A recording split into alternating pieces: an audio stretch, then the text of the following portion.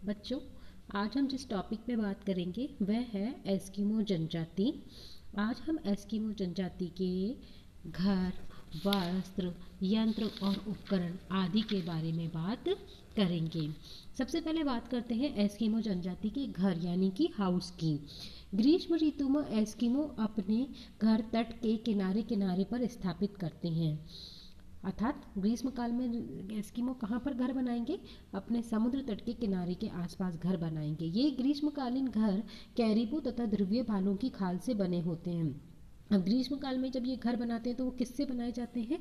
वो कैरिबो और ध्रुवीय भालू की खाल से बनाए जाते हैं। इस चमड़े से बने ग्रीष्मकालीन निवास को ट्यूपिक कहा जाता है। ये घर क्या कहलाते हैं? ट्यूपिक कहलाते हैं।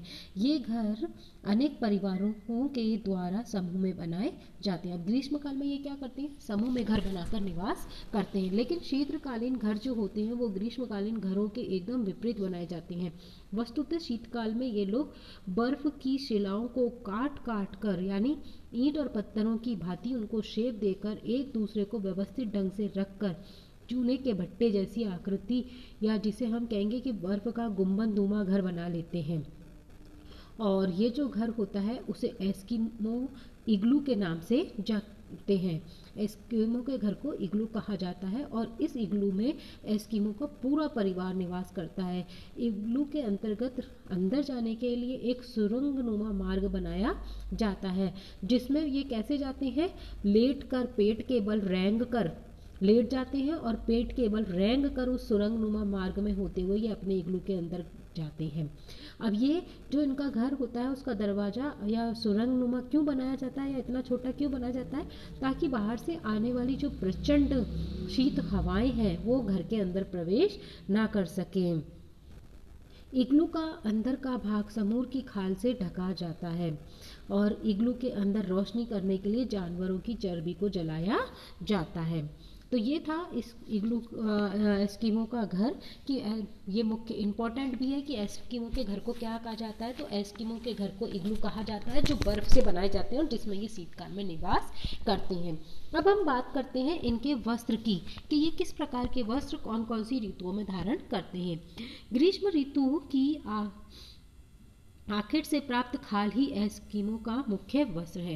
मतलब ग्रीष्म ऋतु में ये कैरिबो का और रेंडियर वगैरह का जो शिकार करते हैं उनसे जो चमड़ा प्राप्त होता है उससे ही अपने वस्त्र बनाते हैं। ग्रीष्म ऋतु की आखिर से प्राप्त खाल ही एस्किमो का मुख्य वस्त्र है। कैरिबो का चमड़ा सील के चमड़े की अपेक्षा क्या होता है? अधिक हल्का होता है, गर्म एवं लचीला होता है। इसीलिए ये कैरिबो के चमड़े से ज़्यादातर वस्त्र बनाते हैं।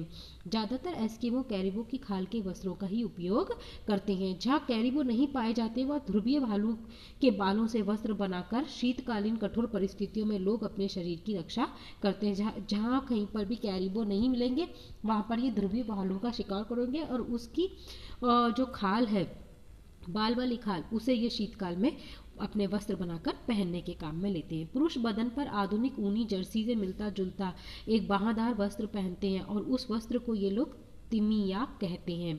ये शील मछली की खाल से बनाया जाता है। तिमियाक के ऊपर पहनने वाले कपड़े को अनुहाक कहा जाता है।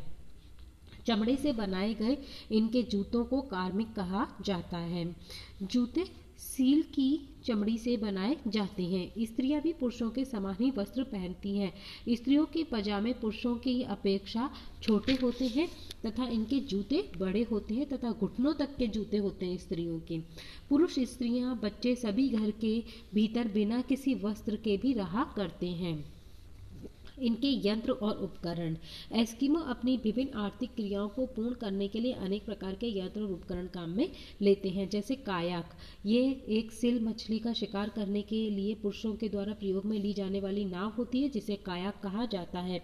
उमियाक, स्त्रियों द्वारा उपयोग में ली जाने वाली नाव को उमियाक कहा जाता है। हारपून, हारपून एक विशेष प्रकार का भाला होता है जिसका उपयोग ये आखेट के लिए करते हैं।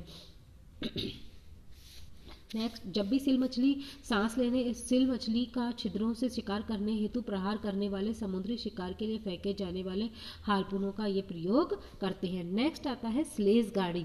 शीत ऋतु में बर्फ पर यात्रा करने हेतु तथा ग्रीष्म ऋतु में चिकने दलदली टुंडा क्षेत्रों में प्रयोग करने के लिए एस्किमो स्लेज गाड़ी तथा कुत्तों के दल का प्रयोग करते हैं।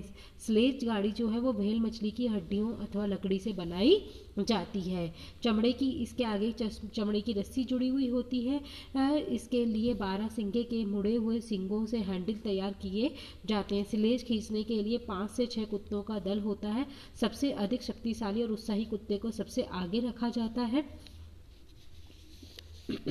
जहाँ कुत्तों का अभाव पाया जाता है वहाँ स्लेज गाड़ी को रेंडियर खींचते हैं, जबकि कुत्ता तीव्र गति से स्थानांतरण कर सकता है। ये था एस्किमो जनजाति के बारे में कि उनका घर कैसा होता है, उनके वस्त्र कैसे होते हैं, वो कौन से यंत्र और उपकरण काम में लेते हैं। अब नेक्स्ट क्लास में हम बात करेंगे एस्किमो के समाज की और उनके वातावरण से समायोजन या उनकी आधुनिक संस्कृति से संपर्क के बारे में।